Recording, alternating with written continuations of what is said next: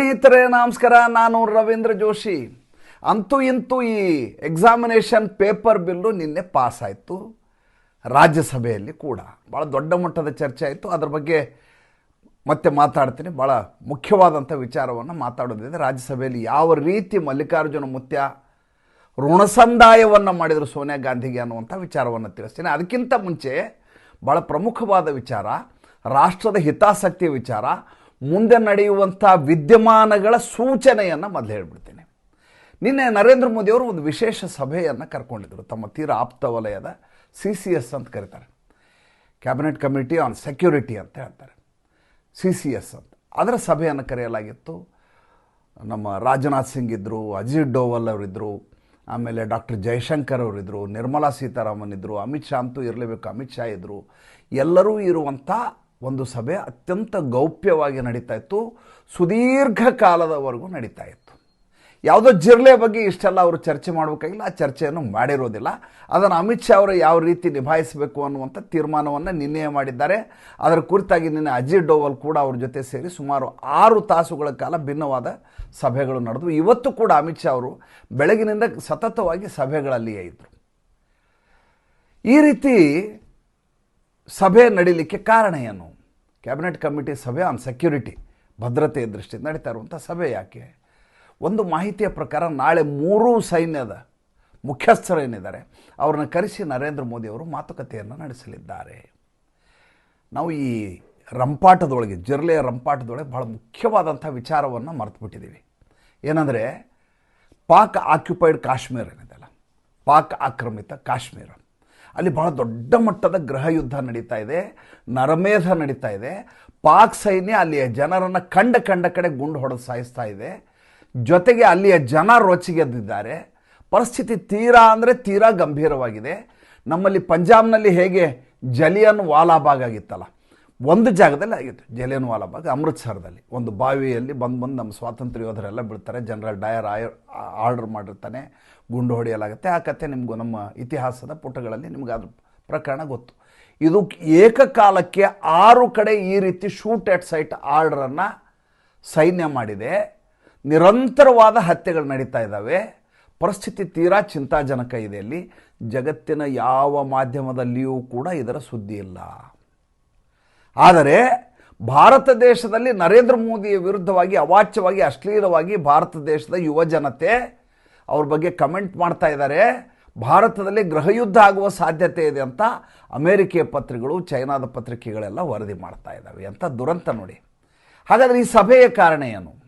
ಈ ಸಭೆಯ ಕಾರಣ ಏನು ಅಂದರೆ, ಪಾಕ್ ಆಕ್ಯುಪೈಡ್ ಕಾಶ್ಮೀರ ಏನಿದೆಯಲ್ಲ, ಅದರ ಕುರಿತಾದಂಥ ಒಂದು ಮಹತ್ತರವಾದ ತೀರ್ಮಾನವನ್ನು ಭಾರತ ಸರ್ಕಾರ ಕೈಗೊಳ್ಳುವ ಎಲ್ಲ ದಟ್ಟವಾದ ಸಾಧ್ಯತೆಗಳು ಸ್ಪಷ್ಟವಾಗಿ ಕಾಣಿಸ್ತಾ ಇದ್ದಾವೆ. ನಾನು ನಿನ್ನೆ ನನ್ನ ಸಂಚಿಕೆಯಲ್ಲಿ ಒಂದು ಮಾತು ಹೇಳಿದೆ. ಆಗಸ್ಟ್ 5, 2019 ಆರ್ಟಿಕಲ್ 370 ರದ್ದು ಮಾಡಿದ ದಿವಸ, ಐತಿಹಾಸಿಕ ದಿವಸ. ಅದನ್ನು ರದ್ದು ಮಾಡಬಹುದು ಅನ್ನುವಂಥ ಕಲ್ಪನೆಯೇ ಯಾರಿಗೂ ಇರಲಿಲ್ಲ. ರದ್ದಾದ ಮೇಲೆ ದೇಶದಲ್ಲಿ ರಕ್ತದೋಕಳಿ ಆಗುತ್ತೆ ಕಾಶ್ಮೀರದಲ್ಲಿ ಅನ್ನುವಂಥ ಎಲ್ಲ ಭ್ರಮೆಯಲ್ಲಿ ಜನ ಇದ್ದರು. ಅದೇ ರೀತಿ ಪಾಕಿಸ್ತಾನದ ಬಗ್ಗೆನೂ ಹೇಳಲಾಗ್ತಾ ಇತ್ತು. ಏನಂತ, ಪಾಕಿಸ್ತಾನದ ಮೇಲೆ ದಾಳಿ ಮಾಡಿದರೆ ಅವ್ರ ಹತ್ರ ಅಣ್ವಸ್ತ್ರ ಇದೆ, ಭಾರತದ ಮೇಲೆ ಹಾಕಿಬಿಡ್ತಾರೆ, ಭಾರತ ಹಿರೋಶಿಮಾ ನಾಗಸಾಕಿಯಾಗಿ ಇಡೀ ದೇಶ ನಾಶ ಆಗಿಬಿಡುತ್ತೆ ಅನ್ನುವಂಥ ಭಯದಲ್ಲಿಯೇ ನಿರಂತರವಾಗಿ ಎಲ್ಲ ರಾಜಕಾರಣಿಗಳು ತಮ್ಮ ಜೀವನವನ್ನು ಮಾಡಿದರು. ಭಾರತದ ಪಾಕಿಸ್ತಾನ ಜೊತೆ ಮಾತುಕತೆ ನಡೆಸಬೇಕು, ಡೈಲಾಗ್ ಡೈಲಾಗ್ ಡೈಲಾಗ್, ಯಾವಾಗಲೂ ಅದೇ ಹೇಳೋರು. ಅವ್ರ ಮೇಲೆ ದಾಳಿಯನ್ನು ಮಾಡಬಾರ್ದು, ದಾಳಿ ಮಾಡಿದರೆ ಬಾಂಬ್ ಹಾಕಿಬಿಡ್ತಾರೆ, ಅವರೊಬ್ಬರೇ ಬಾಂಬ್ ಹಾಕ್ತಾರೆ, ನಮ್ಮ ಹತ್ರ ಇಲ್ವಾ ಬಾಂಬು, ಅವ್ರು ಹಾಕಿದ್ರೆ ನಾವು ನೋಡ್ಕೊಂಡು ಕೂತಿರ್ತೇವೆ, ನಮ್ಮದೇನು ದೀಪಾವಳಿ ಪಟಾಕಿನ. ಅದರ ಆಲೋಚನೆಯೂ ಯಾರಿಗಿರಲಿಲ್ಲ, ಆ ಧೀರೋದಾತ್ತಂಥ ಮನಸ್ಥಿತಿಯೂ ಯಾರಿಗಿರಲಿಲ್ಲ. ಆ ಸ್ಥೈರ್ಯ ಮತ್ತು ದೇಶದ ಬಗ್ಗೆ ಬದ್ಧತೆ ಮತ್ತು ನಮ್ಮ ಸೈನಿಕರ ಬಗ್ಗೆ ಇರುವಂಥ ನಂಬಿಕೆ ಇವೆಲ್ಲವೂ ಇದ್ದಾಗ ಪುಲ್ವಾಮಾದಂಥ ದಾಳಿ ಆದ ಸಂದರ್ಭದಲ್ಲಿ ಅವ್ರನ್ನ ಹುಡ್ಕೊಂಡು ಹೋಗಿ ಹೊಡೆಯುವಂಥ ಅವಕಾಶ ಲಭ್ಯ ಆಗುತ್ತೆ. ಸರ್ಜಿಕಲ್ ಸ್ಟ್ರೈಕು, ಏರ್ ಸ್ಟ್ರೈಕ್ಗಳು ಆಗ್ತವೆ. ಸರ್ಕಾರ ಹೇಗಿದೆ ಅನ್ನೋದ್ರ ಬಗ್ಗೆ ಯಾರಿಗೂ ಅನುಮಾನವನ್ನಂತೂ ಇಲ್ಲ. ಯಾವುದೋ 3 ಜನ ದೀಪ್ಕೆ ಪಾಪ್ಕೆ ಬಂದರು ಅನ್ನುವಂಥ ಕಾರಣಕ್ಕೋಸ್ಕರ ನರೇಂದ್ರ ಮೋದಿ ಮತ್ತು ಅಮಿತ್ ಶಾ ಅವ್ರನ್ನ ಹೇಳಿ ಅನ್ಲಿಕ್ಕೆ ಆಗೋದಿಲ್ಲ. ಒಂದು ಸಲ ಒಳ್ಳೆ ಬ್ಯಾಟ್ಸ್ಮನ್ನು ಒಂದು 2-3 ಸಲ 0 ಆಗ್ಬಿಡ್ತು. ಅವ್ನು ಫಾರ್ಮ್ ಹೊರಟೋಯ್ತು ಅಂತ ಅನ್ನೋಕ್ಕಾಗಲ್ಲ. ತೆಂಡೂಲ್ಕರ್ 0ಕ್ಕೆ ಎದ್ದು ಬಿಡ್ತಾನೆ, ಎಷ್ಟೋ ಸಲ ಎದ್ದಿದ್ದಾರೆ. ಗಾಡ್ ಆಫ್ ಕ್ರಿಕೆಟ್ ಅಂತ ಕರೆಯೋದು ಅವನು. ಜಗತ್ತಿನ ದಾಂಡಿಗರೆಲ್ಲ ಬೆಚ್ಚಿ ಬೀಳ್ತಾ ಇದ್ರು. ಇವನಿಗೆ ಬಾಲಿಂಗ್ ಹೆಂಗೆ ಮಾಡೋದು ಸಚಿನ್ ತೆಂಡೂಲ್ಕರ್ಗೆ ನಮ್ಗೆ ಅರ್ಥನೇ ಆಗೋದು. ದಾಂಡಿಗರು, ಕ್ರಿಕೆಟ್ ದಾಂಡಿಗರು ಸಣ್ಣ ಹುಡುಗನಿಗೆ ಈತನಿಗೆ ಬೌಲಿಂಗ್ ಹೆಂಗೆ ಮಾಡಬೇಕು ಅಂತ ರಾತ್ರಿ ನಿದ್ದೆಗಣ್ಣಲ್ಲಿ ಎಚ್ಚರಾದ್ರೆ ನಿದ್ದೆನೇ ಬರ್ತಿರ್ಲುವಂತೆ. ಒಂದು ಸಲ ಸೌತ್ ಆಫ್ರಿಕಾದ ಪ್ಲೇಯರ್ ಒಬ್ಬ ಹೇಳಿದ, ವೆಸ್ಟ್ ಇಂಡೀಸ್ ಪ್ಲೇಯರು ಹೇಳಿದರು. ಹಾಗೆ ಯಾರೋ 3 ಜಿರ್ಲೆಗಳು ಒಂದು ಯಾವುದೋ ಒಂದು ಈ ರಂಪಾಟ ಮಾಡಿದ್ರು ಅನ್ನುವಂಥ ಕಾರಣಕ್ಕೋಸ್ಕರ ಅವರ ನರೇಂದ್ರ ಮೋದಿ ಮತ್ತು ಅಮಿತ್ ಶಾ ಅವರ ಕೆಚ್ಚದೆಯನ್ನು ನಾವು ಅಲ್ಲಗಳಿಲಿಕ್ಕೆ ಸಾಧ್ಯ ಇಲ್ಲ. ಅವರ ಮುನ್ನೋಟ ನಮಗೆ ಸಿಗ್ಲಿಕ್ಕೆ ಸಾಧ್ಯ ಇಲ್ಲ. ಈ ಸಭೆ ನಡೆದಿರೋ ಉದ್ದೇಶ ಏನು ಅನ್ನೋದ್ರ ಬಗ್ಗೆ ನಮಗೆ ಜಿಜ್ಞಾಸೆ ಇದೆ. ಅದು ಈ ವಾರದಲ್ಲೆಲ್ಲ ಸ್ಪಷ್ಟ ಆಗಿಬಿಡುತ್ತೆ. ಆದರೆ ನಿನ್ನೆ ರಾಜ್ಯಸಭೆಯಲ್ಲಿ ಪೇಪರ್ ಲೀಕ್ ಬಗ್ಗೆ ಬಿಲ್ಲು ನಿನ್ನೆ ಮೊನ್ನೆ ಇದರಲ್ಲಿ ಪಾಸಾಗಿತ್ತು ಲೋಕಸಭೆಯಲ್ಲಿ, ಇವತ್ತು ರಾಜ್ಯಸಭೆಯಲ್ಲಿ ಇಡಲಾಯಿತು. ರಾಜ್ಯಸಭೆಯಲ್ಲಿ ಪ್ರಶ್ನೆಯೇ ಇಲ್ಲ, ಯಾಕೆಂದರೆ ಬಹುಮತವನ್ನು ಆಗಲೇ ಭಾರತೀಯ ಜನತಾ ಪಾರ್ಟಿ ರೂಢಿಸ್ಕೊಂಡ್ಬಿಟ್ಟಿದೆ. ರಾಧಾಕೃಷ್ಣ ನಮ್ಮ ದೇಶದ ಉಪರಾಷ್ಟ್ರಪತಿ, ಅಲ್ಲಿಯ ಸಭಾಪತಿಗಳು, ಸ್ಪೀಕರು, ಮುಂಚೆ ಜಗದೀಪ್ ಧನ್ಖಡ್ ಇದ್ದರು, ಅವ್ರ ಜಾಗಕ್ಕೆ ಈಗ ರಾಧಾಕೃಷ್ಣ ಬಂದರು. ಅಲ್ಲಿ ವಿರೋಧ ಪಕ್ಷದ ನಾಯಕ ಮಲ್ಲಿಕಾರ್ಜುನ ಮುತ್ಯನ ಪಕ್ಕಕ್ಕೆ ಸೋನಿಯಾ ಗಾಂಧಿ. ಈಗ ಮಲ್ಲಿಕಾರ್ಜುನ ಮುತ್ಯ ಸೋನಿಯಾ ಗಾಂಧಿ ಅವರನ್ನು ಓಲೈಸಬೇಕು. ಮಲ್ಲಿಕಾರ್ಜುನ ಮುತ್ಯ ಸೋನಿಯಾ ಗಾಂಧಿ ತನಗೆ ರಾಷ್ಟ್ರೀಯ ಅಧ್ಯಕ್ಷರನ್ನಾಗಿ ಮಾಡಿದ್ದಕ್ಕೆ, ಮತ್ತೊಂದು ಸಲ ರಾಜ್ಯಸಭಾ ಸದಸ್ಯನನ್ನಾಗಿ ಮಾಡಿದ್ದಕ್ಕೆ ಮತ್ತು ಮುಖ್ಯವಾಹಿನಿಯಲ್ಲಿ ಇವತ್ತಿಗೂ ಉಳಿಸ್ಕೊಂಡದ್ದಕ್ಕೆ ಋಣ ಸಂದಾಯ ಮಾಡಬೇಕು. ಅದಕ್ಕೆ ಈತ ಏನು ಮಾತಾಡ್ತಾನೆ, ಒಂದು ಪೇಪರ್ ಹಿಡ್ಕೊಂಡು ಬಂದಿದ್ದಾರೆ ಮುತ್ಯ. 85 ವರ್ಷ ಆಗಿದ್ರೆ ಯಾಕೆ ಬೇಕಾಗಿತ್ತು ಅಂತ ನಾ ಕೇಳೋದು. ಈತ ಮನುಸ್ಮೃತಿಯ ಬಗ್ಗೆ ಚರ್ಚೆ ಮಾಡ್ತಾ ಇದ್ದಾನೆ. ಯಾತ ಹೇಳ್ತಾರೆ, ಮನುಸ್ಮೃತಿಯಲ್ಲಿ ಮಂತ್ರಗಳನ್ನು ಹೇಳಿದರೆ ನಾಲಿಗೆಯನ್ನು ಕತ್ತರಿಸಲಾಗ್ತಿತ್ತು, ವೇದಗಳನ್ನು ಕಿವಿಯಲ್ಲಿ ಉಸಿರಿದರೆ ಕಿವಿಯಲ್ಲಿ ಕಾದ ಸೀಸವನ್ನು ಹಾಕಲಾಗ್ತಾ ಇತ್ತು, ಶೂದ್ರರು ಯಾರಾದರೂ ವೇದವನ್ನು ಹೇಳಿದರೆ ಛಿದ್ರ ಮಾಡಿ ಸಾಯಿಸಲಾಗ್ತಾ ಇತ್ತು. ಅಂಥ ಮನುಸ್ಮೃತಿಯಿಂದ ಬಂದಂಥ RSS, ಅಂಥ ಮನುಸ್ಮೃತಿಯಿಂದ ಬಂದಂಥ BJP ಅಂತ ಕೂಗಾಡಲಿಕ್ಕೆ ಶುರು ಮಾಡಿದರು. ರಾಧಾಕೃಷ್ಣನ್ ಕೇಳಿದರು, ಅಲ್ಲ ಸ್ವಾಮಿ, ನೀವು ಪೇಪರ್ ಲೀಕ್ ಬಿಲ್ ಬಗ್ಗೆ ಮತ್ತು ವಿದ್ಯಾರ್ಥಿಗಳ ಪ್ರತಿಭಟನೆ ಬಗ್ಗೆ, ಅಲ್ಲಿ ನಡೆದಂಥ ಲಾಠಿ ಪ್ರಹಾರದ ಬಗ್ಗೆ ಮಾತಾಡಿ, ನೀವು ಚರ್ಚೆ ಮಾಡಬೇಕಾದಂಥ ವಿಚಾರ ಅದು. ಮನುಸ್ಮೃತಿಯ ಬಗ್ಗೆ ಯಾಕೆ ಮಾತಾಡ್ತಾ ಇದ್ರಿ? ನಮ್ಮ ದೇಶದಲ್ಲಿ ಮನುಸ್ಮೃತಿಯ ಪ್ರಕಾರ ದೇಶ ನಡೀತಾ ಇಲ್ಲ. ಇಲ್ಲಿ ನಡೀತಾ ಇರೋದು ಪ್ರಜಾಪ್ರಭುತ್ವ ರೀತಿಯಲ್ಲಿ ನಡೀತಾ ಇದೆ, ನಮ್ಮ ಸಂವಿಧಾನದ ಪ್ರಕಾರವಾಗಿ ನಡೀತದೆ. ಯಾವುದಾದ್ರು ವಿಷಯ ಮಾತಾಡಬೇಡಿ. देखिए इधर अमित शाह भी नहीं, कोई भी नहीं, वो जो कौन सा रूम में छुप गया मुझे मालूम नहीं. ಏನು ಸೋನಿಯಾ ಗಾಂಧಿಗೆ ಪುಳಕ ಅಂದರೆ ಆಕೆಗೆ ಒಂದು ಕಡೆ ನರೇಂದ್ರ ಮೋದಿಯನ್ನು ನಿಂದಿಸಬೇಕು, ಇನ್ನೊಂದು ಕಡೆ ಅಮಿತ್ ಶಾನ ನಿಂದಿಸಬೇಕು. ಹಾಗೆ ನಿಂದಿಸಿದರೆ ಅವರು ಇನ್ನಿಲ್ಲದ ಹಾಗೆ ಪ್ರಫುಲ್ಲಿತರಾಗ್ತಾರೆ, ಪುಳಕಿತರಾಗ್ತಾರೆ. ಜೊತೆಗೆ ಹಾಗೆ ಹೇಳಿದವರಿಗೆ ಎಲ್ಲ ರೀತಿಯ ಬಕ್ಷೀಸ್ಗಳನ್ನು ಕೊಡ್ತಾರೆ.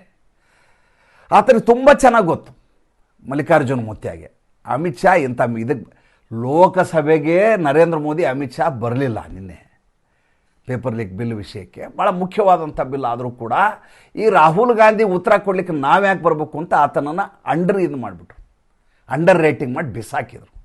ಇನ್ನು ಇಲ್ಲಿ ರಾಜ್ಯಸಭೆಗೆ ಬಂದು ಈ ಮಲ್ಲಿಕಾರ್ಜುನ ಮುತ್ಯಾಗೆ ಉತ್ತರ ಕೊಡಲಿಕ್ಕೆ ನರೇಂದ್ರ ಮೋದಿ ಮಾಡಲಿಕ್ಕೆ ಸಾಧ್ಯ ಇದೆನ್ರಿ? मुझे मालूम है आप किस रूम में बैठ के मेरे बात आप सुन रहे हो. ಆತ ಹೈದರಾಬಾದಿ ಉರ್ದು ಪ್ಲಸ್ ಹಿಂದಿ ಎರಡೂ ಮಿಶ್ರಣ ಮಾಡಿ ಅತ್ಯಂತ ಕೆಟ್ಟದಾದಂಥ ಹಿಂದಿಯನ್ನು ಮಾತಾಡೋದು ಮಲ್ಲಿಕಾರ್ಜುನ ಮುತ್ಯ. ಆತನಿಗೆ ಒಳ್ಳೆ ಹಿಂದಿ ಬರಲ್ಲ, ಒಳ್ಳೆ ಉರ್ದೂನು ಬರಲ್ಲ. ಈ ಗುಲ್ಬರ್ಗ ಇದೆ, ಕಲಬುರ್ಗಿ, ಆಮೇಲೆ ಸುತ್ತಮುತ್ತಲು ಊರಿನಲ್ಲಿ ಉರ್ದೂನ ಇನ್ಫ್ಲುಯೆನ್ಸ್ ಜಾಸ್ತಿ ಇದೆ. ಹೈದ್ರಾಬಾದ್ ಪಕ್ಕದಲ್ಲಿರೋದ್ರಿಂದ ಮತ್ತು ಬಹುಮನಿ ಸುಲ್ತಾನರು ಎಲ್ಲ ಆಳಿರೋದ್ರಿಂದ ಆ ಪ್ರದೇಶದಲ್ಲಿ ಉರ್ದು ಸ್ವಾಭಾವಿಕವಾಗಿ ಬರುತ್ತೆ. ಅದನ್ನೇ ಅವರು ಹಿಂದಿ ಮಾಡಿ ಮಾತಾಡೋದು. ಯಾವ ರೂಮಲ್ಲಿ ನೀವು ಮಾಡಿಕೊಂಡಿದ್ದೀರಾ, ಬಿಡಲ್ಲ ನಾನು, ಹೊರಗಡೆ ಎಳ್ಕೊಂಬಂದು ಹೊಡಿತೀವಿ, ನಿಮಗೆ ಹೊರಗಡೆ ನಾವು ಎಳ್ಕೊಂಬರ್ತೀವಿ, ಜನ ನಿಮಗೆ ಹೊಡಿತಾರೆ ಅಂತ. ಒಬ್ಬ ರಾಜ್ಯಸಭಾ ಸದಸ್ಯ, ರಾಜ್ಯಸಭೆ ಅನ್ನೋದು ಮೇಧಾವಿಗಳು, ತಜ್ಞರು, ಈ ದೇಶದ ಕ್ರೀಮು, ಯಾರು ಈ ದೇಶದ ಪ್ರತಿಷ್ಠೆಯನ್ನು ಎತ್ತಿ ಹಿಡ್ತಾರೋ, ಬೇರೆ ಬೇರೆ ಕ್ಷೇತ್ರಗಳ ದಿಗ್ಗಜರನ್ನು ತಂದು ಕೆಳಗಿನ ಮನೆಯಲ್ಲಿ ಏನಾಗಿದೆ ಅದರ ವಿಮರ್ಶೆಯನ್ನು ಮಾಡಲಿಕ್ಕೆ ಮೇಲ್ಮನೆ ಅಂತ ಮಾಡಲಾಯಿತು. ಮುಂಚೆ ಅದನ್ನ ಪ್ರಾವಿನ್ಸ್ಗಳಿದ್ದ ಸಂದರ್ಭದಲ್ಲಿ ಯಾವಾಗ ಪ್ರಜಾಪ್ರಭುತ್ವ ವ್ಯವಸ್ಥೆ ಬಂತು, ಆಯಾ ರಾಜ್ಯದ ರಾಜರುಗಳನ್ನ ಕರ್ಕೊಂಬಂದು ಇಲ್ಲಿ ಅವ್ರಿಗೋಸ್ಕರ ಒಂದು ಮೇಲ್ಮನೆ ಅಂತ ಮಾಡೋಣ, ಅವ್ರಿಗೂ ಕೊಡಬೇಕಾದ ಗೌರವ ಕೊಡೋಣ, ಮತ್ತು ಸಾಮ್ರಾಜ್ಯವನ್ನು ರಕ್ಷಿಸಿ ಆಳ್ವಿಕೆ ಮಾಡಿದಂಥ ಜನ, ಅವರಿಂದ ಮಾರ್ಗದರ್ಶನ ಇರಲಿ ಅನ್ನುವಂಥ ಒಂದು ಒಳ್ಳೆಯ ಉದ್ದೇಶದಿಂದ ಮಾಡಿದ್ದದು ರಾಜ್ಯಸಭೆ. ಇವತ್ತು ಅದನ್ನು ಮಾರಾಟ ಮಾಡ್ತಾ ಇದ್ದಾರೆ. ಇವತ್ತು ರಾಜ್ಯಸಭಾ ಸದಸ್ಯಕ್ಕೆ ಎಷ್ಟು ಕೋಟಿ ಕೊಡ್ತೀಯ ಅಂತ ಸ್ಪಷ್ಟವಾಗಿ ಕೇಳ್ತಾರೆ. ಇಲ್ಲ, ತಮ್ಮ ಮನೆಯವರಲ್ಲಿರೋರನ್ನ ಯಾರನ್ನೋ ಒಬ್ಬ ರಾಜ್ಯಸಭಾ ಸದಸ್ಯರನ್ನಾಗಿ ಮಾಡ್ತಾರೆ. ಅದು ಗಂಜಿ ಕೇಂದ್ರವಾಗಿ ಪರಿಣಮಿತಗೊಂಡಿದೆ. ಈ ಮಲ್ಲಿಕಾರ್ಜುನ ಮುತ್ಯ ಪೇಪರ್ ಲೀಕ್ ಬಗ್ಗೆ ಅಥವಾ ಲಾಠಿ ಚಾರ್ಜ್ ಬಗ್ಗೆ ಅಥವಾ ಈಗ ಹೊಸ ಬಿಲ್, ರಿವೈಸ್ಡ್ ಬಿಲ್ ಏನು ತರಲಾಗ್ತಾ ಇದೆ, 10 ವರ್ಷ ಶಿಕ್ಷೆ, 10 ಕೋಟಿ ರೂಪಾಯಿ ಫೈನು ಅಂತೆಲ್ಲ ಏನು ಮಾಡ್ತಾ ಇದ್ದಾರೆ, ಅದರ ಬಗ್ಗೆ ಇರುವಂಥ ಲೋಪಗಳು ಅಥವಾ ಪರೀಕ್ಷಾ ಪದ್ಧತಿಯ ಸುಧಾರಣೆ, ಇದ್ರ ಬಗ್ಗೆ ಮಾತಾಡೋದು. ಈತ ಮನುಸ್ಮೃತಿಯ ಬಗ್ಗೆ ಮಾತಾಡೋದು, ಈತ ಅಮಿತ್ ಶಾ ಅನ್ನೋ ರೂಮಲ್ಲಿ ಕೂಡ ಹಾಕಲಾಗಿದೆ ಅಂತ ಅಲ್ಲಿಂದ ಎಳ್ಕೊಂಬರ್ತಾರಂತೆ, ಇವರು ಜನ ಹೊಡಿತಾರಂತೆ. ಇದು ಹೆಂಗೆ ಬರುತ್ತೆ ಅಂತ ನಿಮ್ಗೆ ಹೇಳ್ತೀನಿ. ಹಿಂದೆ ರಾಹುಲ್ ಗಾಂಧಿ 8 ತಿಂಗಳ ಹಿಂದೆ ಒಂದು ಮಾತು ಹೇಳಿದರು, ನರೇಂದ್ರ ಮೋದಿ ಅವರು ಮೋದಿಜಿ ಅನ್ನಲ್ಲ, ಅವರು ಏಕವಚನದಲ್ಲಿ ಮಾತಾಡೋದು. ರಾಹುಲ್ ಗಾಂಧಿ ಅವರು ನೋಡಿ, ಯಾವತ್ತೂ ಅವರು ನರೇಂದ್ರ ಮೋದಿ ಅವ್ರ ಬಗ್ಗೆ ಏಕವಚನದಲ್ಲೇ ಮಾತಾಡೋದು. नरेंद्र मोदी आपको भारत के युवा बिठा बिठा के रास्ते में आपको मारेंगे, ಹೇಳ್ಕೊಂಬಂದು ರಸ್ತೆನಲ್ಲಿ ಹೊಡಿತಾರಂತ ಅಂತ ಹೇಳಿದ್ರು. ಅಂದರೆ ಇವ್ರಿಗೆ ಅವತ್ತಿನಿಂದಲೇ ಸ್ಕೆಚ್ ಹಾಕಿ ಕೂತಿದ್ರು ಅವ್ರು. ಏನಂತ, ಹೇಗೆ ಬಾಂಗ್ಲಾದೇಶದಲ್ಲಿ, ಹೇಗೆ ನೇಪಾಳದಲ್ಲಿ ವಿದ್ಯಾರ್ಥಿಗಳ ಪ್ರತಿಭಟನೆ ಆಗಿದೆಯೋ ಅದೇ ರೀತಿಯ ಬೆಂಕಿಯನ್ನು ಇಲ್ಲಿ ಹಚ್ಚಿಬಿಟ್ರೆ ಜನ ಈ ರೀತಿ ರೊಚ್ಚಿಗೆ ಎದ್ದು ಬಿಡ್ತಾರೆ. ಅವಾಗ ಎಲ್ಲಿದ್ದಾರೆ ಅಟ್ಟಿಸ್ಕೊಂಡು ಹೋಗಿ ಪಾರ್ಲಿಮೆಂಟ್ ಭವನ್ ಇರ್ಬೋದು, ತೀನ್ಮೂರ್ತಿ ಭವನ್ ಇರ್ಬೋದು, ಪ್ರಧಾನಮಂತ್ರಿ ನಿವಾಸ್ ಲೋಕ್ ಕಲ್ಯಾಣ ಮಾರ್ಗ LKM ನಂಬರ್ 7 ಅಲ್ಲಿರ್ಬೋದು, ಎಲ್ಲ ಕಡೆ ಬರ್ತಾರೆ. ಮೊನ್ನೆ ಅದೇ ತಾನೇ ಪ್ರಯತ್ನ ಮಾಡಿದ್ದು, ಜಿರ್ಲೆಗಳ ಪ್ರಯತ್ನ ಮಾಡಿದ್ದೇನು ಹೇಳಿ. ಅವರ ಉದ್ದೇಶ paper bill examination, NEET examination ಅಲ್ಲ. ಅವ್ರ ಉದ್ದೇಶ ಯಾವುದೇ ಶಿಕ್ಷಣ ವ್ಯವಸ್ಥೆಯಲ್ಲಿ ಕಾಯಕಲ್ಪ ಮಾಡೋದಲ್ಲ. ಅವ್ರ ಉದ್ದೇಶ ನುಗ್ಗಿ ಒಳಗಡೆ ಹೋಗಬೇಕು, ಅರಾಜಕತೆಯನ್ನು ಸೃಷ್ಟಿ ಮಾಡಬೇಕು, ಈ ದೇಶದ ಬಗ್ಗೆ ಜಗತ್ತಿನಲ್ಲಿ ಅತಿ ಕೆಟ್ಟ ಹೆಸರು ಬರೋ ಹಾಗೆ ನೋಡ್ಕೋಬೇಕು. ಅದು ಮೂಲ ಉದ್ದೇಶ ಆಗಿತ್ತು. ಒಂದೇ ಒಂದು ಗುಂಡನ್ನು ಹಾರಿಸಲಾರದೆ, ಒಂದೇ ಒಂದು ಹೆಣ ಬೀಳಲಾರದೆ, ಯಾರೂ ಜೀವನ್ಮರಣ ಹೋರಾಟ ಮಾಡಲಾರದೆ, ಅಂದರೆ ಆಸ್ಪತ್ರೆ ಬೆಡ್ಡಲ್ಲಿದ್ದು ಈಗ ಉಳಿತಾನೋ ನಾಳೆ ಉಳಿತಾನೋ ಅಂತ ಹೇಳುವಂಥ ಒಂದೇ ಒಂದು ಪೇಷಂಟ್ ಆಗಲಾರದೆ ಅಂಥದ್ದೊಂದು ಹೋರಾಟವನ್ನು ತಡೆ ಹಿಡಿಯಲಾಗಿದೆ. ತಡ ಆಯಿತು, ಮುಂಚೆನೇ ಅವ್ರನ್ನ ಎತ್ತಾಕೊಂಡು ಹೋಗಿ, ಹೇಗೆ ಕಾಶ್ಮೀರದಲ್ಲಿ ಆರ್ಟಿಕಲ್ 370 ಮಾಡುವಾಗ ಅವ್ರನ್ನೆಲ್ಲ ಹೌಸ್ ಅರೆಸ್ಟ್ ಮಾಡಲಾಗಿತ್ತು, ಈಗ ಹಾಗೆ ಈ 3 ಜನರಿಗೆ ಎತ್ತಾಕೊಂಡು ಹೋಗಿದ್ರೆ ಎಲ್ಲ ಕಿರ್ಚಾಡೋರು, ಕೋರ್ಟ್ಗೆ ಹೋಗೋರು ನೋಡ್ಕೋಬೋದಾಯ್ತು. 3 ದಿವಸ ಆದಮೇಲೆ ಏನು ಬೇಕಾರಾಗಲಿ, ಆ ಸಾಂದ್ರತೆಯನ್ನು ತಡಿಬೋದಿತ್ತು, ಆ ತೀವ್ರತೆಯನ್ನು ತಡಿಬೋದಿತ್ತು. ಕಿರ್ಚಾಡೋರು ಕಿರ್ಚಾಡ್ತಾರೆ. ಎಲ್ಲಿ ಹೋಗ್ತಾರೆ ನೀವು? ಕೊನೆಗೆ ಹೋಗ್ತೀರಿ ಸುಪ್ರೀಂ ಕೋರ್ಟ್ ಹೋಗ್ತೀರಿ. ಸುಪ್ರೀಂ ಕೋರ್ಟ್ನಲ್ಲಿ ಅಡ್ಮಿಟ್ ಆಗಿ ವಿಚಾರಣೆಗೆ ಬರುತ್ತೆ. ವಿಚಾರಣೆ ಬಂದ್ಕೋ ನನಗೆ ಉತ್ತರ ಕೊಡ್ಲಿಕ್ಕೆ ಸಮಯ ಬೇಕು, ನನಗೆ 24 ಗಂಟೆ ಟೈಮ್ ಕೊಡಿ, 1 ವಾರ ಟೈಮ್ ಕೊಡಿ ಅಂತ ನಿಮ್ಮ ಸಾಲಿಸಿಟರ್ ಜನರಲ್ ತುಷಾರ್ ಮೆಹ್ತಾ ಕೇಳ್ತಾರೆ. ಅಷ್ಟೊತ್ತಿಗೆ ರಿಪೇರಿ ಮಾಡಿರ್ತೀರಿ, ಹೊರಗಡೆ ಕಳಿಸಿ 3 ಜನರನ್ನ. 3rd ಡಿಗ್ರಿ ಟ್ರೀಟ್ಮೆಂಟ್ ಆಗಿರುತ್ತೆ, ಹಿಂದ್ಗಡೆ ಎಲ್ಲ ಕೆಂಪಗಾಗಿರುತ್ತೆ, ಹೊರಗಡೆ ಬಂದು ಯಾವುದೂ ಮಾಡಲ್ಲ ಅವರು. ಆದರೆ ಅದು ಯಾಕೋ ಈ ಬಾರಿ ನಜರ್ ಚುಕ್ ಆಗೋಯ್ತು. ನಜರ್ ಚುಕ್ ಅಂತ ನಮ್ಮ ಉತ್ತರ ಕರ್ನಾಟಕದ ಕಡೆ ಹೇಳ್ತಾರೆ, ಕಣ್ತಪ್ಪಿ ಹೋಗ್ಬಿಡ್ತು ಅಂತಾರಲ್ಲ ಆ ರೀತಿ ಆಯಿತು, ಎಡವಟ್ಟಾಯಿತು. ಸರಿ, ಅದರ ಬಗ್ಗೆ ಮಾತಾಡಬೇಕಾದ ಜಾಗದಲ್ಲಿ ಇವ್ರ ಬಾಯಿಗೆ ಬಂದಾಗ ಬೇರೆ ಎಲ್ಲ ಮಾತಾಡಿ ಇವತ್ತು ಇಡೀ ರಾಜ್ಯಸಭೆಯಲ್ಲಿ ಈತ ನಗೆಪಾಟಲಿ ಹೇಳಿದ್ರು. ಸಂತೋಷ ಪಟ್ಟವ್ರು ಯಾರು? ಸಂತೋಷ ಪಟ್ಟವ್ರು ಕೇವಲ ಸೋನಿಯಾ ಗಾಂಧಿ. ಸ್ಥಿತಿ ಹೇಗೆ ಬಂದಿದೆ ಕಾಂಗ್ರೆಸ್ದೀಗ ಅಂದರೆ, ಕಾಂಗ್ರೆಸ್ಸು ನಿರಂತರವಾಗಿ ಹೋರಾಟ ಮಾಡ್ತು. ನೀವು ಒಂದು ಮಾತನ್ನು ನೆನ್ಪಿಟ್ಕೊಳ್ಳಿ, ಈ ನೀಟ್ ಪೇಪರ್ ಲೀಕ್ ಕೇಸ್ ಇದೆಯಲ್ಲ, ಇದನ್ನು ಸರಿಯಾಗಿ ಎತ್ಕೊಂಡು ಹೋದಂಥವ್ರು ಮೊದಲು ಕಾಂಗ್ರೆಸ್ ಅವರೇ. ಆದರೆ ಅವರಿಗೆ ಜನ ಬೆಂಬಲ ಇಲ್ಲ. ಚಳವಳಿ ಆಯಿತು, ಪ್ರತಿಭಟನೆ ಆಯಿತು, ಇಡೀ ದೇಶಾದ್ಯಂತ ಎಲ್ಲ ಜಿಲ್ಲೆಗಳಲ್ಲಿಯೂ ಕೂಡ ಹೋರಾಟ ಮಾಡಲಾಯಿತು. ಆದರೆ ಧರ್ಮೇಂದ್ರ ಪ್ರಧಾನ್ನ ಅಲ್ಲಾಡಿಸಲಿಕ್ಕೆ ಆಗಲಿಲ್ಲ. ಯಾರೋ 3 ಹುಡುಗರು ಬಂದು ಒಂದು ಸೋಷಿಯಲ್ ಮೀಡಿಯಾ ಪೇಜ್ ಮಾಡಿ ಒಬ್ಬ ಮಂತ್ರಿಯನ್ನೇ ಕೆಳಗಿಳಿಸುವ ಮಟ್ಟಿಗೆ ಅವರು ಬೆಳೆದ್ರು ಅಂದರೆ ಕಾಂಗ್ರೆಸ್ಗೆ ಅತಿ ದೊಡ್ಡ ಶಾಕ್ ಅಲ್ವಾ ಇದು?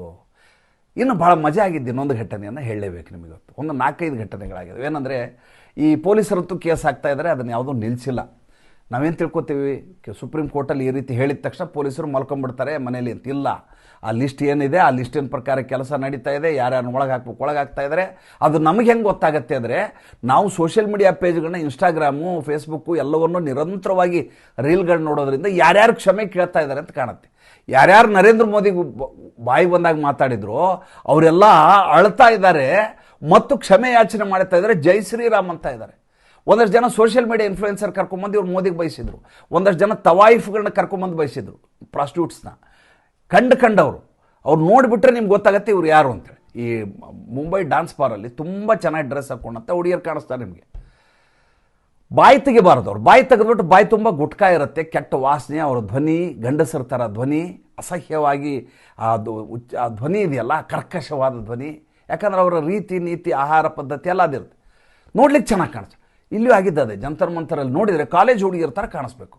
ಅವರೆಲ್ಲ ಕೂಡ ಡಾನ್ಸ್ ಬಾರು, ಗೌತಮ್ ಬುದ್ಧ ರೋಡ್ನಿಂದ ಬಂದವರು, ಅಲೀಂ ನಗರದಿಂದ ಬಂದವರು, ಈ ರೀತಿಯ ಜನರನ್ನ ಹಿಡ್ಕೊಂಬರ್ಲಾಯ್ತು. ಅವರು ಒಬ್ಬೊಬ್ಬರನ್ನ ಹಿಡಿದು ಬರೋಬ್ಬರಿ ಟ್ರೀಟ್ಮೆಂಟ್ ಆಗಿದ್ದರಿಂದ ಬಂದವರು ಕ್ಷಮೆ ಕೇಳ್ತಾ ಇದ್ದಾರೆ. ನಾ ಡಿಲೀಟ್ ಮಾಡಿಬಿಟ್ಟಿದ್ದೆ, ಆದರೂ ಯಾರೋ ಸೇವ್ ಮಾಡ್ಕೊಂಡು ನಮ್ಮ ಸೋಷಿಯಲ್ ಮೀಡಿಯಾದಲ್ಲಿ ವೈರಲ್ ಮಾಡ್ತಾ ಇದ್ದಾರೆ, ನನಗೀಗ ಫಜೀತಿ ಆಗಿದೆ, ದಯವಿಟ್ಟು ಕ್ಷಮಿಸಿಬಿಡಿ, ನಮ್ಮ ಮೋದಿಜಿ ಅವ್ರ ಬಗ್ಗೆ ನನಗೆ ಅಭಿಮಾನ ಇದೆ, ಈ ರೀತಿ ಮಾತಾಡಲಿಕ್ಕೆ ಶುರು ಮಾಡಿದ್ದಾರೆ.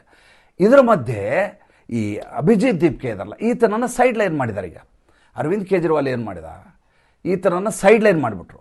ದೊಡ್ಡ ಜಿರ್ಲೆ ಅದೇ, ಇಲ್ಲಿ ಆಮ್ ಆದ್ಮಿ ಜಿರ್ಲೆ ಅದು ಮಾಡಿ ಆ ಜಾಗಕ್ಕೆ ಆಶುತೋಷನ್ನು ತರಲಾಯಿತು, ಆಶುತೋಷ್ ರಾಂಕನ್ನ. ಆಶುತೋಷ್ ರಾಂಕ ಎಲ್ಲ ಕಡೆ ತಾನೇ ಮಿಂಚುವ ಕೆಲಸ ಮಾಡ್ತಾ ಇದ್ದಾನೆ. ಈತ ಊರಿಗೆ ಹೋಗಿದ್ದಾನೆ, ಸಂಭಾಜಿನಗರದಲ್ಲಿ ಇದ್ದಾನೆ ಈತ. ಸಂಭಾಜಿನಗರದಲ್ಲಿ ಈತನ ಮನೆ ಮುಂದೆ ಚಾನಲ್ ಅವರು ಸುಳ್ಳು ಹೇಳೋದ್ರಲ್ಲೂ ಇತಿಮಿತಿ ಬೇಕು ಒಬ್ಬ ಮನುಷ್ಯನಿಗೆ. ಈತ ಒಬ್ಬ ಪೊಲೀಸ್ ಆಫೀಸರ್ ಕಾళ్ళు ಹಿಡ್ಕೊಳಿಕ್ಕೆ ಹೋಗಿದ್ದ ಜಂತರ ಮಂತರಲ್ಲಿ, ವೈರಲ್ ಆಗಿರೋ ವಿಡಿಯೋ ಎಲ್ಲಾದ್ರೂ ಸಿಗುತ್ತೆ ನಿಮಗೆ. ಆ ಪೊಲೀಸ್ ಆಫೀಸರ್ ಈತನ ಮೇಲೆ ಎಬ್ಬಿಸ್ತಾ ಇದ್ದಾರೆ, ನಂಗೆ ಕಾಲು ಬಿಡಬೇಡ ನೀನು ಅಂತ. ಕ್ಯೂ ಮಾರ್ರೆ ಮುಜೆ ಮತ್ ಮಾರೋ ಅಂತಾನೆ. ಅವನು ಹೊಡಿತಾನೇ ಇಲ್ಲ, ಕಾಲು ಹಿಡ್ಕೊಂಡು ಅವನ ಮೇಲೆ ಎತ್ತಾ ಇದ್ದಾನೆ, ಮೇಲೆ ಹೇಳಪ್ಪ ನೀನು ಅಂತ ಕಾಲರ್ನ ಹಿಡ್ಕೊಂಡು ಮೇಲೆ ಹೇಳು ಅಂತ. ಕ್ಯೂ ಮಾರ್ರೆ ಮತ್ ಮಾರೋ ಅಂತಾನೆ. ಆ ರೀತಿ ಸುಳ್ಳು ಹೇಳು. ಇವತ್ತು ಹೇಳ್ತಾನೆ ನನಗೆ ಧಮಕಿ ಕೊಡ್ತಾ ಇದೆ BJP. ಅಲ್ಲ, ಅಷ್ಟು ದೊಡ್ಡ ಸ್ಥಾನದಲ್ಲಿದ್ದಾರೆ ನರೇಂದ್ರ ಮೋದಿ, ಅಷ್ಟು ದೊಡ್ಡ ಸ್ಥಾನದಲ್ಲಿದ್ದಾರೆ ಅಮಿತ್ ಶಾ ಅವರು, ನನ್ನಂಥ ಮೊಮ್ಮಗನ ವಯಸ್ಸು, ನನಗೆ BJPಗೆ ಬಾ, ಇಲ್ಲದೆ ಅಂದರೆ ನೀನು ಸೇಫ್ ಆಗಿರ್ತೀಯ, ಇಲ್ಲದೆ ಹೋದರೆ ನಿನ್ನ ಕುಟುಂಬಕ್ಕೆ ತೊಂದರೆ ಆಗತ್ತೆ ಅಂತ ಧಮಕಿ ಕೊಡ್ತಾ ಇದ್ದಾರೆ. ನನ್ನದು ಮೊಮ್ಮಗನ ವಯಸ್ಸು ಅಂತಾನಲ್ರಿ ಇವನು. ಅಲ್ರಿ, ಅಮಿತ್ ಶಾಗೆ 58-59 ವರ್ಷ ಇದೆ, ಇವನು 34-35 ವರ್ಷ ಇವನಿಗೆ. ಇವನು ಮೊಮ್ಮಗ ಹೆಂಗ್ರಿ ಆಗ್ತಾನೆ? ಮೊದಲೇದಾಗಿ ಈತ ಜಂಜಿನೇ ಅಲ್ಲ, ಈತನೂ ಅಲ್ಲ, ಆಶುತೋಷ್ ರಂಕಾನೂ ಅಲ್ಲ, ಇನ್ನೊಬ್ಬ ಸೌರಭನೂ ಅಲ್ಲ. ಇವರು ಅವ್ರ ಹೆಸರಲ್ಲಿ ಬೇಳೆ ಬೇಯಿಸ್ಕೊಂಡ್ರು. ಬಂದವರು ಎಷ್ಟು ಜನ ಜಂಜಿಗಳಿದ್ರು ಅಂತ ನೀವು ನೋಡಿದಿರಿ, ನಿಮಗೂ ಗೊತ್ತಿದೆ. ಈಗಲೂ ಕೂಡ ಅದೇ ನರೇಟಿವ್ನ ಮುಂದುವರಿಸಬೇಕು ಅಂತ ಪ್ರಯತ್ನ ಮಾಡ್ತಾ ಇದ್ದಾರೆ. ನೋಡಿ, ಮಂಗಳವಾರಕ್ಕೆ ಡೆಡ್ಲೈನ್ ಆಯಿತು ಅಂತ ಇವರೆಲ್ಲ ಹೇಳ್ಕೊಂಡ್ರು. ಇವತ್ತು ರಾತ್ರಿ ಲಾಸ್ಟ್, ಇಲ್ಲಿಗೆ ಮುಗಿದೋಯ್ತು, ನಾಳೆ ಬೆಳಗ್ಗೆಯಿಂದ ನಮ್ಮ ಹೋರಾಟ ಅಂದ್ರೆ. ಸ್ವಾಮಿ, ಇವತ್ತು ಶುಕ್ರವಾರ, 3 ದಿವಸ ಆಗಿ ಹೋಯಿತು, ಡೆಡ್ಲೈನ್ ಮುಗಿದು ಹೋಗಿದೆ. ಏನು ಮಾಡ್ತಾ ಇದ್ದೀರಿ? ಮಾಡಿ ಹೋರಾಟ ನೋಡೋಣ, ಈ ಸಲ ಏನು ಮಾಡ್ತೀರಿ? ನಿಮ್ಮ ತಾಕತ್ತೇನು ನಮ್ಗೆ ಗೊತ್ತಾಗಬೇಕಲ್ಲ. ರಾತ್ರಿ ಕಂಡ ಬಾವಿಗೆ ಹಗಲು ಬೀಳುವಂಥ ಕೆಲಸವನ್ನು ನೀವು ಮಾಡಿದ್ದನ್ನು ನೋಡಿ ನಮ್ಮ ಕಣ್ಣುಗಳು ಪುನೀತ ಆಗ್ತವೆ. ನಾವು ಕಾಯ್ತಾ ಇದ್ದೀವಿ, ಇವ್ರು ಮಾಡ್ತಾ ಇಲ್ಲ. 3 ಜನಕ್ಕೆ ಕೆಡ್ಡ ತೋಡಿದ್ದಾರೆ ಈ ಸಲ. ನಾನು ನಿಮ್ಗೆ ಹೇಳ್ತೀನಿ, ನನ್ನ ಹಳೆಯ ವಿಡಿಯೋಗಳನ್ನ ಹೇಳಿದ್ದನ್ನೆಲ್ಲ ಸೇವ್ ಮಾಡಿಟ್ಕೊಳ್ಳಿ. ಕೆಲಸ ಆದಮೇಲೆ ನೋಡಿ ನಿಮ್ಗೆ ಗೊತ್ತಾಗತ್ತೆ ಏನು ನಡೀತಾ ಇದೆ ಅಂತ. ತುಂಬ ವಿಷಯ ಇದೆ, ಮಧ್ಯಾಹ್ನ ಸಂಚಿಕೆಯಲ್ಲಿ ಮಾತಾಡ್ತೀನಿ. ಸಂಚಿಕೆ ದೊಡ್ಡದಾಗಿದ್ದರೆ ಕ್ಷಮೆ ಇರಲಿ. ನಮ್ಮ ದಯವಿಟ್ಟು ಚೆನ್ನಾಗಿ ಅನಿಸಿದರೆ ಲೈಕ್ ಮಾಡಿ, ಫಾಲೋ ಮಾಡಿ, ಶೇರ್ ಮಾಡಿ. ನಮ್ಮ ಮುಕ್ತ ಪತ್ರಿಕೋದ್ಯಮಕ್ಕೆ ಆರ್ಥಿಕವಾಗಿ ಬೆಂಗಾವಲಾಗಿ. ನಮಸ್ಕಾರ.